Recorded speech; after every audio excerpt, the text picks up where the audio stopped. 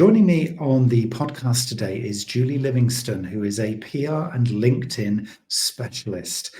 Julie is a real advocate for using LinkedIn for all things marketing and communications. So we're going to do some very deep dives into how to use LinkedIn for yourself, building your own personal brand profile, but also when you are marketing on behalf of others. And that's where, for a lot of people, things start to become very uncomfortable or break down. So we're going to find out how to do this in a best practice way. Julie, welcome to the podcast. It's great to be here with you today, Neil.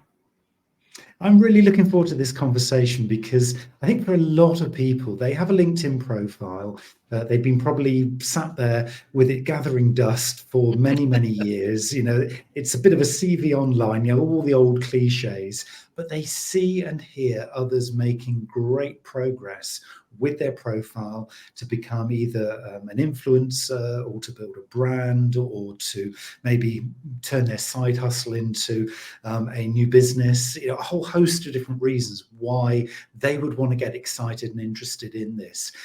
So I just want to work with you here to kind of figure out through your experience and your kind of the trials and tribulations of Julie's LinkedIn world, shall we say, how really to kind of unwrap this opportunity for everybody, because Sure. it really is a big opportunity that so few are properly leveraging, isn't it? It's gigantic, humongous.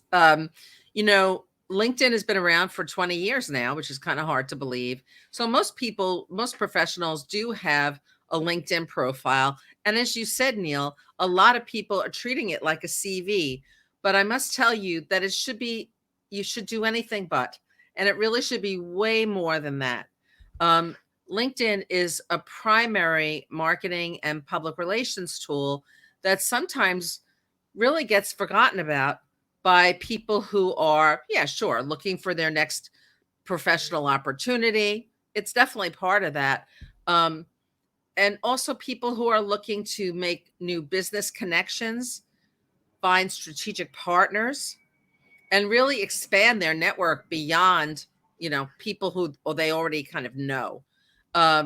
It's also a wonderful way to position yourself as a thought leader in your industry and to showcase who you are as a human differently than a Facebook or an Instagram, but to really show your professional side and what makes you uniquely you.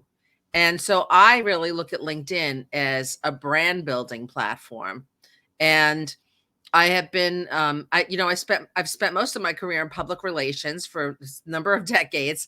And in that work was coaching and providing strategic communications counsel to senior leaders, CEOs of organizations, on how they should manage interviews with the media, what they should say, what their key messages are, how to handle situations with the media when you're asked questions that you kind of don't really want to answer, and how to manage industry crises and different difficult situations.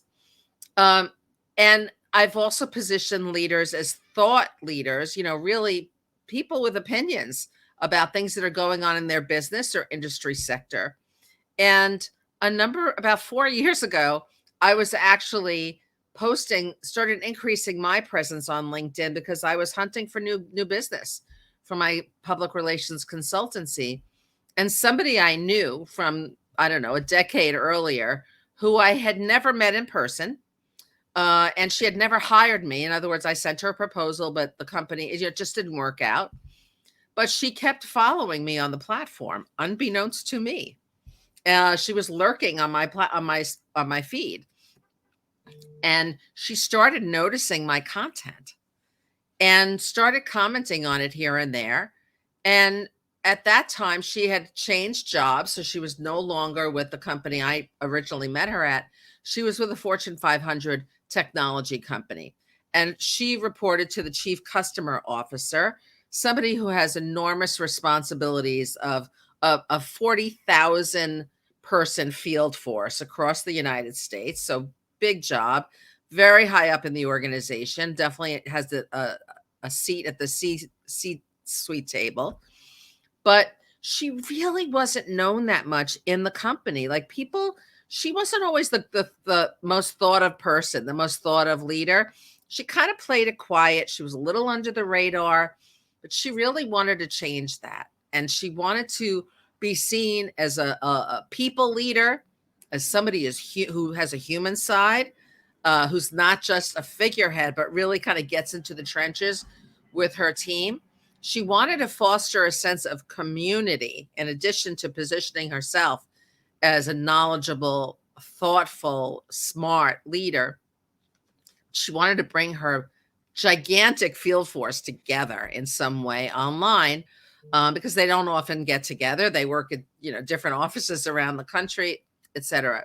And so my contact said she knew just who to call, which was very flattering because she had seen my content and liked it, and saw a connection with her boss. And so that kind of started me on this LinkedIn journey. And now I've developed this whole other business stream where I leverage my public relations skills on the LinkedIn platform. And so I do work with individual leaders and their companies to kind of make them stand out on LinkedIn. And so from that experience forward, I have seen the magic of that platform and how it can be underutilized as a marketing tool. And the way I start in terms of, developing that persona, because I think this is applicable to any kind of business professional, whether you work for a big company, small company, startup, is to first identify those personal core values that define who you are as an individual. The three things that people might say about you if they were describing you to somebody else. For me, and this requires a little bit of deep thought. For me, those things are authenticity, ingenuity, and creativity. And so those became my three sort of foundational things for me. I mean, what would you say yours are, Do you Neil? know, I knew you were going to go there, Julie. I knew this was the next Right. question. It's interesting. I was just thinking, does my profile, does it really reflect the answer to that question? I'll let you be the judge of this one because you're the expert here. Right.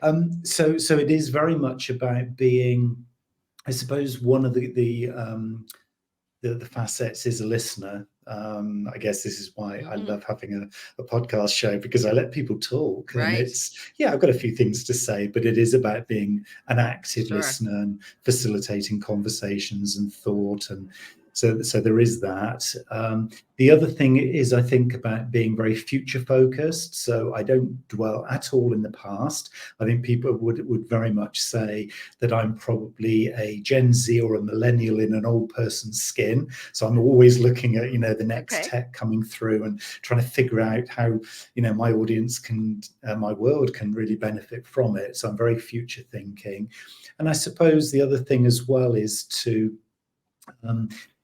the phrase in some of the personal profiling things that you can do is Royal Guard, which is very much that kind of the guard to kind of protect you. So a real kind of protector of the important things in life and in individuals.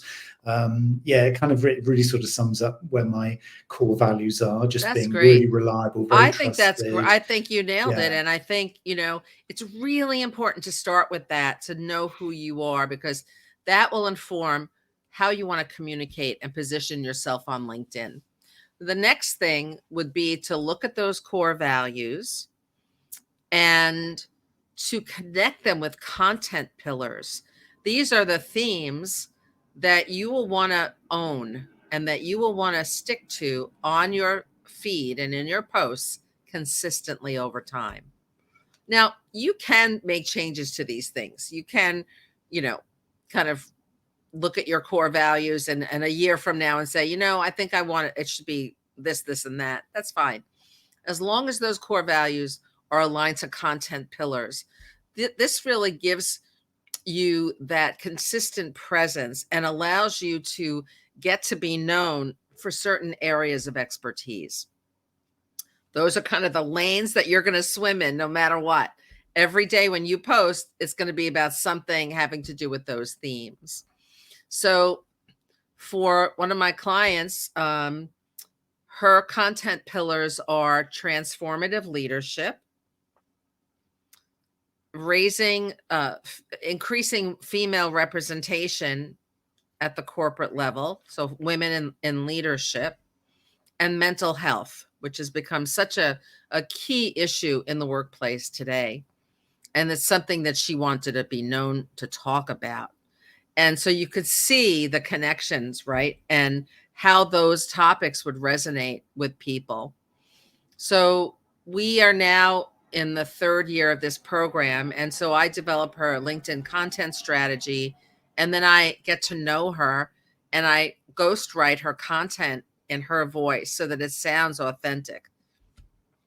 And I post for her on 3 consecutive days a week, usually Tuesday, Wednesday, and Thursday. Those are the most highly trafficked days on LinkedIn, in the morning in her time zone. She happens to be in Central Time Zone. I'm in the Eastern Time Zone. I'm in New York City. And we have learned so much over this time period about, because we know how people are responding to different topics, but also even to the visuals that we share. And it's been kind of really enlightening and eye-opening. So we know that people really want to hear from her about mental health at work, that she's the kind of leader who is okay talking about it and really asking people, how are you today? And, really wanting to know, not like just, frivolously, or, if you're in an elevator, or how are you doing? And the conversation ends there, but she really wants to be known as somebody who cares, and who's helpful to people who do need extra assistance. A lot of her team members are in high stress situations. They work at retail outlets. So, that is a very intense kind of responsibility. So keeping in touch on mental health, employee mental health, is critical. We and within the mental health umbrella, we also talk about exercise and managing stress and anxiety, how you treat other people, collaboration among the team. We also talk about, as I said, transformative leadership. So really, from her viewpoint, what makes a great leader, and, how to navigate problems that come up, situations that occur. Certainly the past 3 years have been just an optimal moment to talk about that, because we're coming out of the pandemic. There's been a lot of social and political unrest around the globe, certainly in the United States. How leaders manage all of that really says a lot about who they are. So that's kind of how we started building out her persona. And I think that process really can be used by anyone looking to build their presence on LinkedIn. One of the other things is really building a following. So you may have a certain number of connections, in your people like and trust, who you've already connected with on the platform.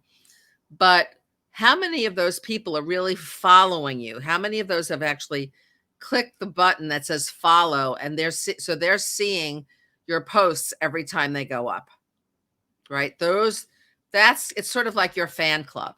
And that's something that I try to build for the leaders I do work with, because we want to expand their sphere of influence, right?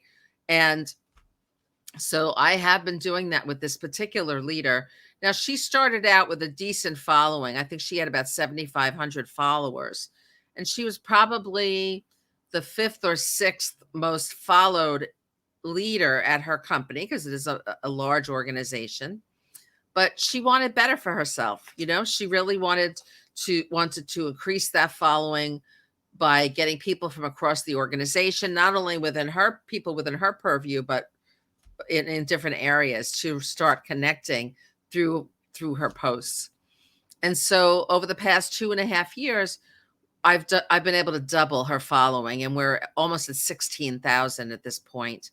And how do we do that? Well, we start by following people on LinkedIn who we want to hear from. Like, we want to see what they're posting. Sometimes those people will follow you back, but I usually go to some of the contacts and connections and do a little research. I like to see where are their second degree connections. So let's say, Neil, I was looking at your LinkedIn profile because I wanted to increase my following. I look at your profile, I see your connections, and then I do a search. I fine tune my search, which they have a tool to do, and I look to see where we have second degree connections. That means that there's one person at least that we have in common.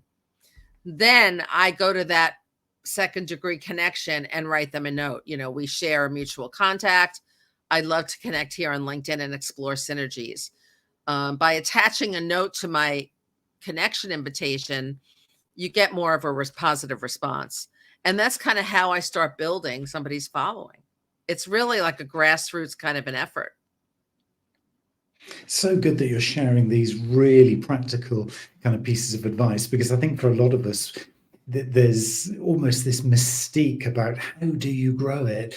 There's clearly an influencer mentality going on here, isn't there? That you're owning some topics, and you're kind of being seen to be that, but also then there's the kind of the proper communication that goes on within it too. So this isn't all about just promoting and pushing content, is it? This is about probably listening and talking, getting into conversation. Absolutely. Listening and getting into conversations and engaging on the platform is really what LinkedIn wants to see. And they kind of give you like points for that in terms of increasing your visibility.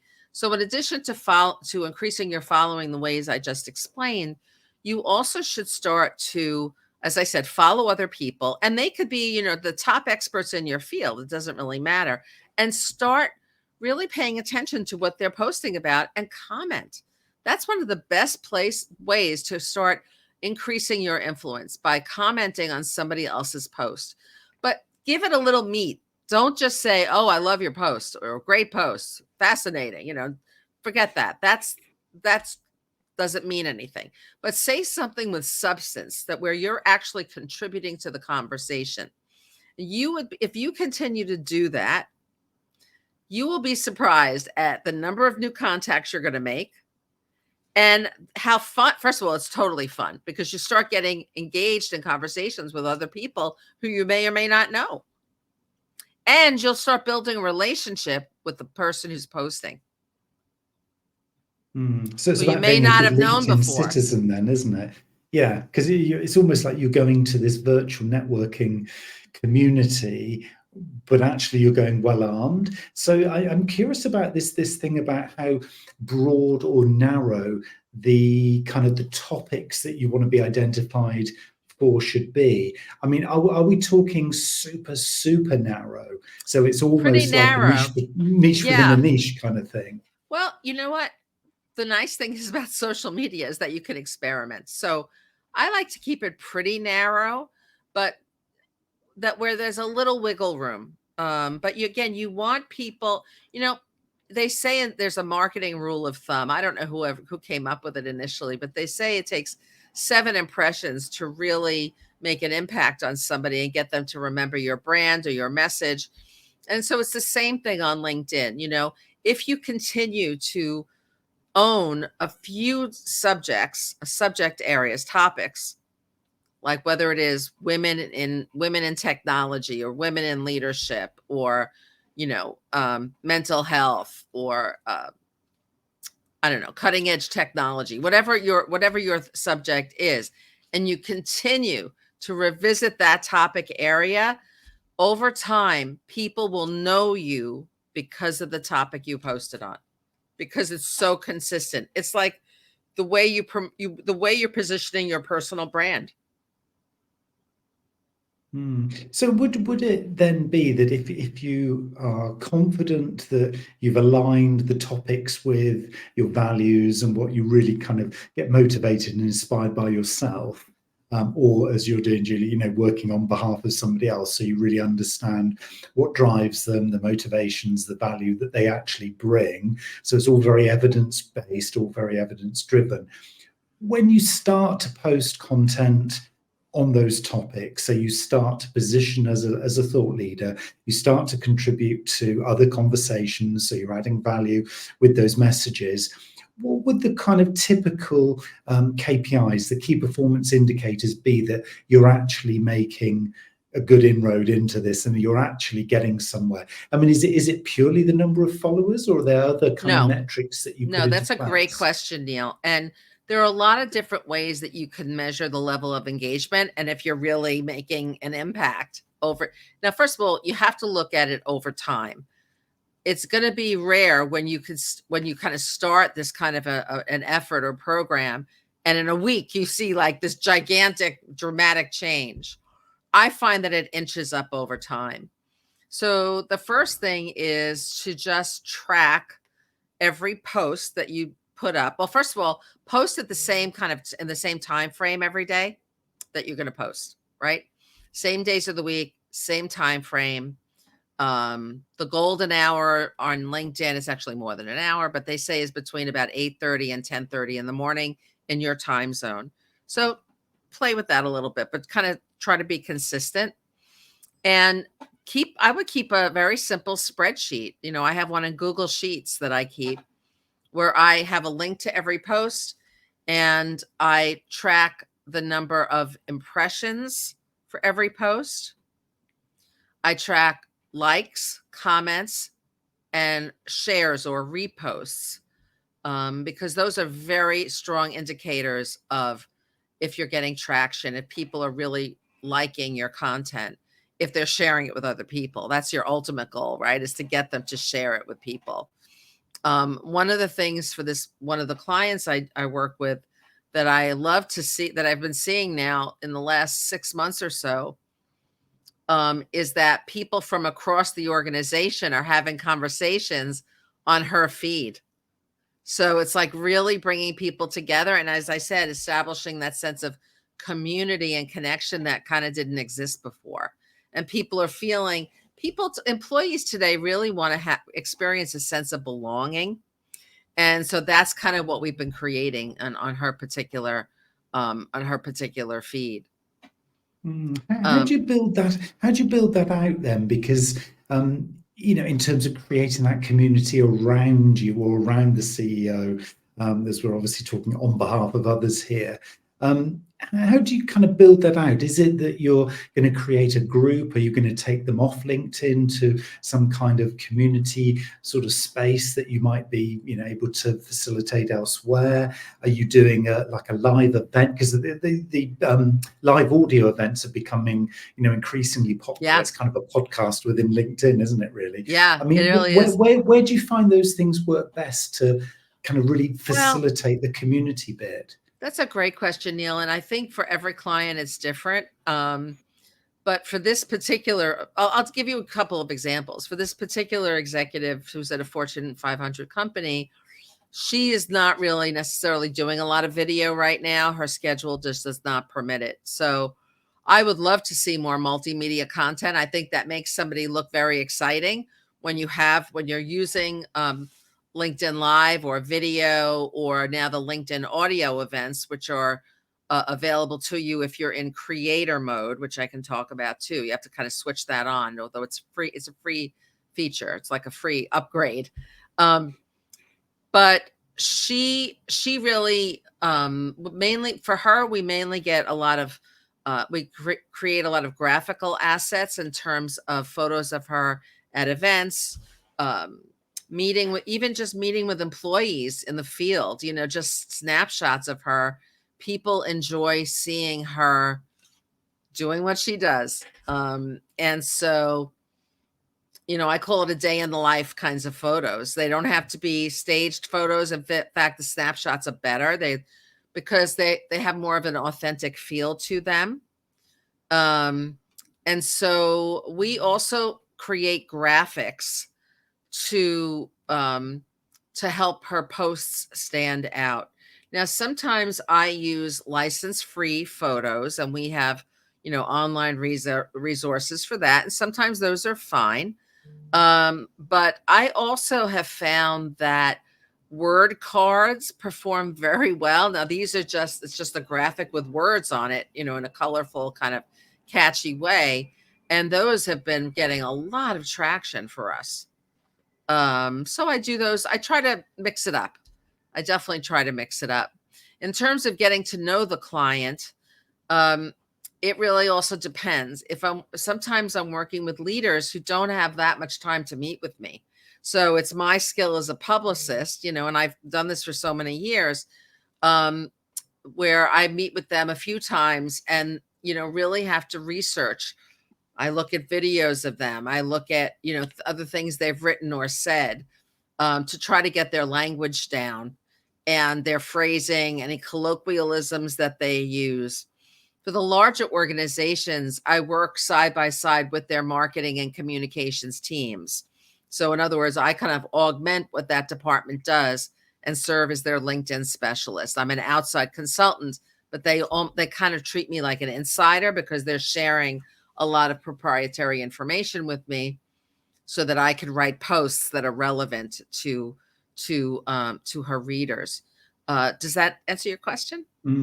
It does, yeah. And I'm curious as well about you mentioned briefly there about you'd love it if there was more video content. I mean, Video is amazing. yeah, because you've managed to do it without video, but as far as everything I've read and experimented with myself, the video kicks on to a whole different level, doesn't it? Video is phenomenal. Why? Well, it shows you in action. People get a chance to hear your voice, see your facial expression, the way you gesticulate. I mean, they really can get a sense of you, who you are. But that's not always possible. First of all, some people don't like being on camera. They don't have the time, the energy. So I do a LinkedIn Live podcast pretty much every week called PR Patter, if you want to watch it. It's on Spotify and other platforms. And on PR Patter, I have conversations with the marketing and communications people in my network. And so I wouldn't say that my podcast on LinkedIn has this huge following, but when I see people who I haven't seen in a while, they'll say, "Oh my God, Julie, I see you all over LinkedIn." And that's the value of the video. They're seeing me, and that's what I want. I want them to remember me and what I do so that they'll hire me for something. I have another client who's the CEO of a management consulting firm, and she is wonderful on video. So we started a video series for her too on LinkedIn Live. And that actually, she did it consistently for over a year. She's still doing it. And somebody from Toyota in the US, a regional office of Toyota, actually reached out to her because they liked her speaking style so much. And they invited her to speak on one of her content pillars was transformative leadership and company culture. And they invited her to give a big presentation to a number of regional offices in Chicago, which is a major market in the United States, about company culture because of the LinkedIn videos they were seeing her featured in. Now, you could also be a guest on somebody else's video, a LinkedIn Live video. You don't have to do it yourself if you're a little more, gun shy about it. Also, LinkedIn is relatively new called LinkedIn Audio, which doesn't have video, but it has the audio feature. So this is something that people really enjoy because you can record it without having the lighting of the background, and you get great content that you could share, and people can listen to it wherever they are. That's the power of the LinkedIn. But you must be in creator mode. I don't know. Would you like me to talk about creator mode? I was going to say, could you explain that? Because for anybody who doesn't, you're unlocking things here that they might not even realize were there. So LinkedIn has sort of a stepped up program that you can switch on. It's just a question of hitting a button called creator mode. And this provides you with the opportunity to populate to add a custom URL in your header section. So if you look at my header, my LinkedIn profile, you'll see it has my website, my company website address right there. So people could go right to the website, which is great. I love that because it's right in the top portion. Is the first thing people see when they go to the profile. You also get the opportunity to add a featured section, which are a couple of it's like a slideshow right under your profile. So you could add visuals, snapshots of you working, meeting people, giving a presentation. Maybe it's also could be media placement that maybe you're featured in an article as a subject matter expert. You can put that in the featured section too. And I have fun with that section. I like to change it up all the time and add new assets that my clients have. So it keeps it fresh. LinkedIn, creator mode also gives you the opportunity to broadcast LinkedIn live videos on the platform, which you know about, and LinkedIn audio. So I like creator mode. There is one small downside that I want to mention, and that is if you switch on creator mode, and if you do a Google search, it will show you how to switch it on.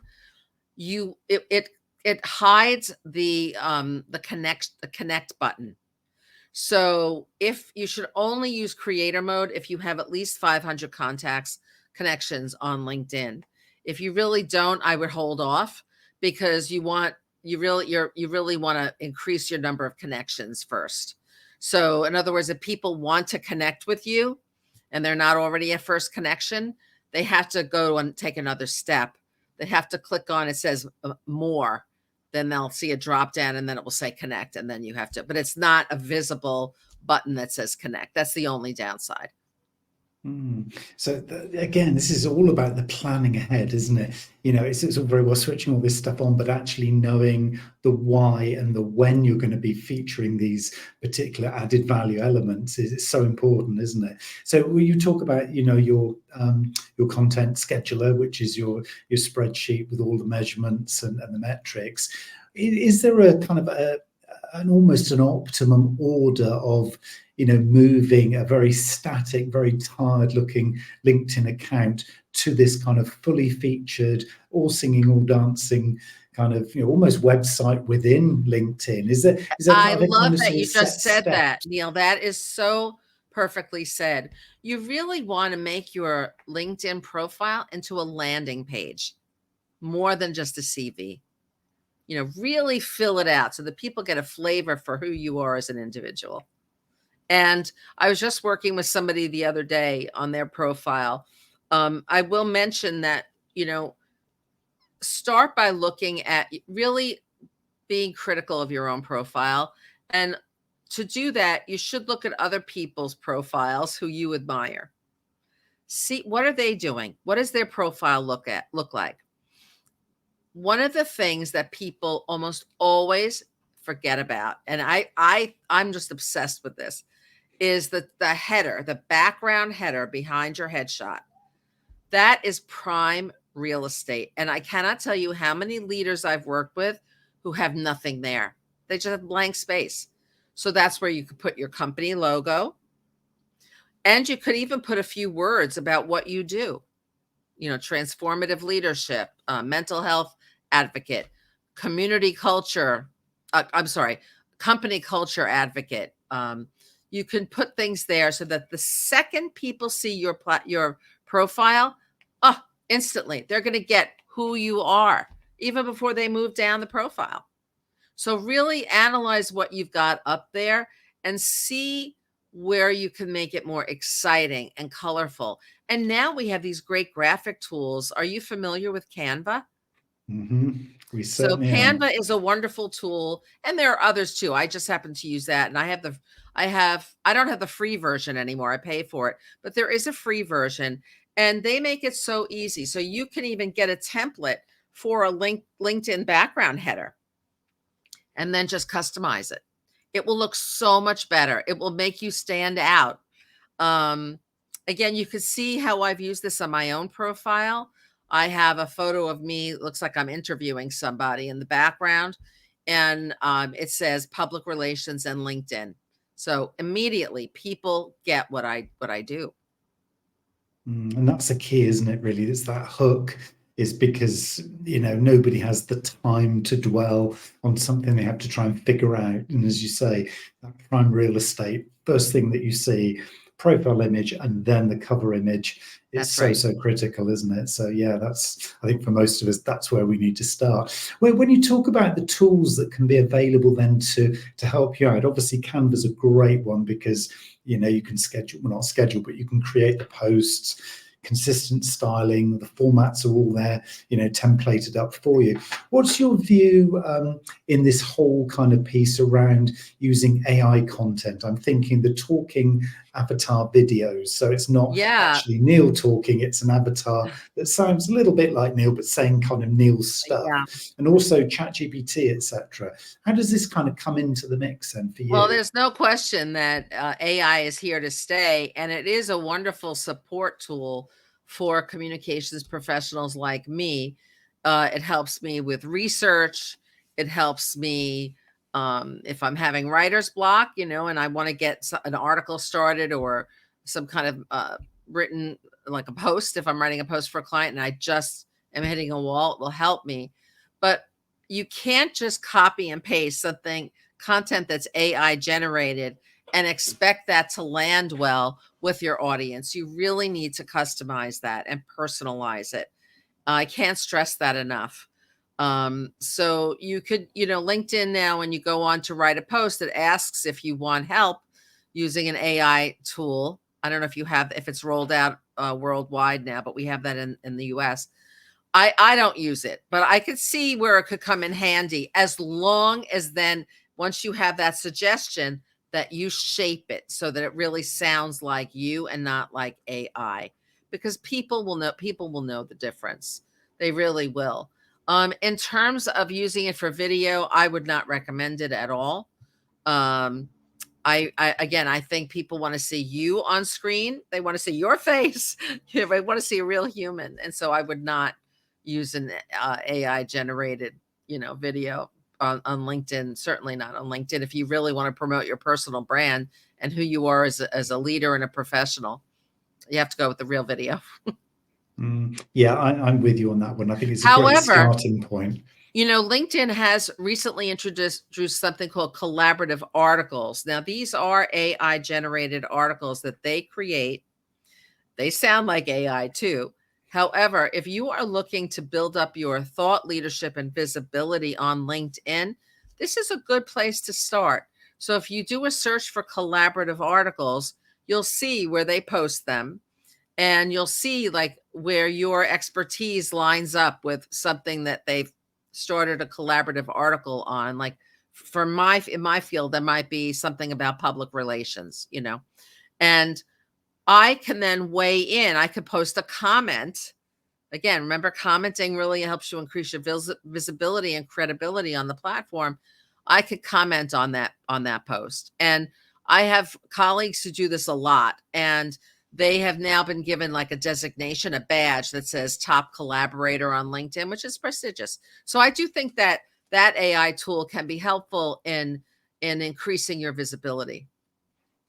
That's really helpful advice. I'd not heard of that one myself, so you've taught me something here, Julie. This is great. I'm going to be searching on that one. So literally accessing that through the search bar, top right-hand corner, start to kind of just literally find it on a No, standard look in search. the search tool look in Google for LinkedIn collaborative articles, and it will come up with pop up with a bunch of different subjects.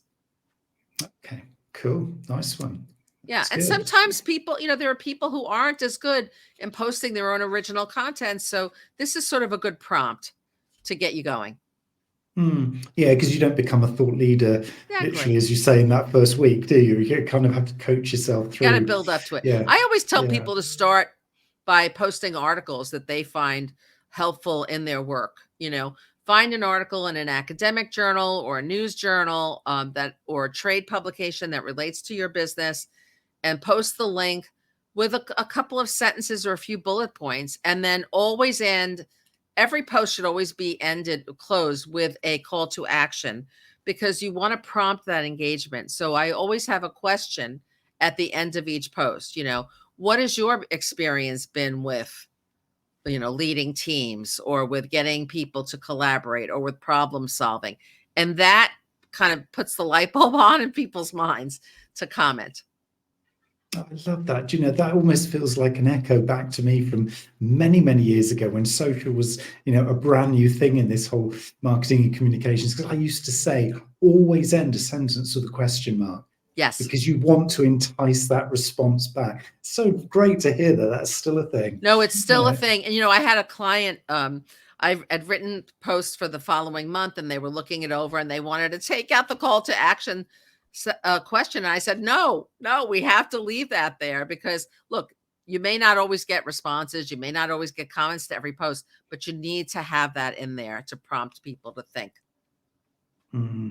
Yeah, that's great. Great to hear that. One final question for you before we leave people with your free tip sheet, because I know you're going to help them even further after this. They can follow this up, and I want to get to that. But one final question, which is about hashtags. Do you find that they are still a thing in LinkedIn? That is a great question, Neil. And the answer on about LinkedIn and hashtags is I don't know. They are currently reviewing their hashtag policy. So fortunately, I already have lists for my current clients of the top performing hashtags on LinkedIn, but their hashtag search tool, like if you go in the LinkedIn search bar and put in a hashtag and then a word, I have found that it has not been working for months. So I think they're reevaluating how to use hashtags. But in general, on other social platforms, this, you want to look for hashtags that have at least 10,000 followers. And those so that you can track, it's a little hard to really equate the number of the kind of traction you're getting on a post with the hashtags, but having the best performing hashtags in the post can definitely help you. It's just that feature on LinkedIn is kind of now has a bug in it, and it's not working. So I would say continue to use hashtags on LinkedIn. You could use 5 per post, no more than 5. People forget that. And I see posts with 1 million hashtags like you would do on Instagram. Only 5. And then hopefully in the next few months, they'll have a new policy around hashtags.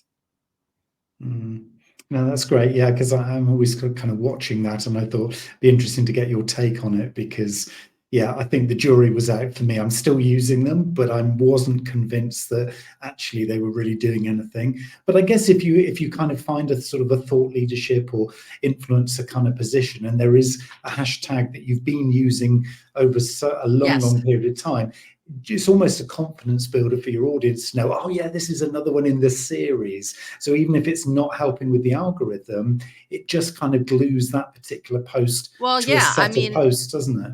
Definitely. And you could create a vanity hashtag, maybe it's something that has to do, that's very specific to your organization. And this way you could try to build visibility for that particular hashtag and get other people to use it. So room for maneuvering and experimenting as with all of this stuff. Where can people find this free tip sheet? Because I've kind of whetted everyone's appetite, but now we need to release it to them and let them have it, don't we? Sure. Well, you could first of all find me on LinkedIn. I hope you'll follow me on LinkedIn, Julie Livingston, and my company is Want Leverage Communications, based here in New York. And then you could go to my website, wantleverage.com. And when you go to the website, you'll see there's a pop-up for my free downloadable, How to Make Your CEO Stand Out on LinkedIn.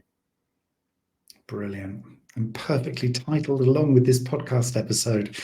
And look at that for a seamlessly, you can tell that Julie's a seasoned professional, the way she just wrapped that up with a call to action. As we say, all good content should have a good call to action. Julie, this has been an absolute pleasure. Thank you so much for all these really actionable tips. I think, of all of the 375 or whatever it is podcast episodes I've done now on this particular show, this has probably been the most action-oriented one that I've had so far. So I'm delighted to I hear think that. I there's an hope it was accolade. I think helpful. you've scored there. Really That's helpful. wonderful. Great. Absolutely brilliant. Yeah, thank you so much for your time today. Wonderful.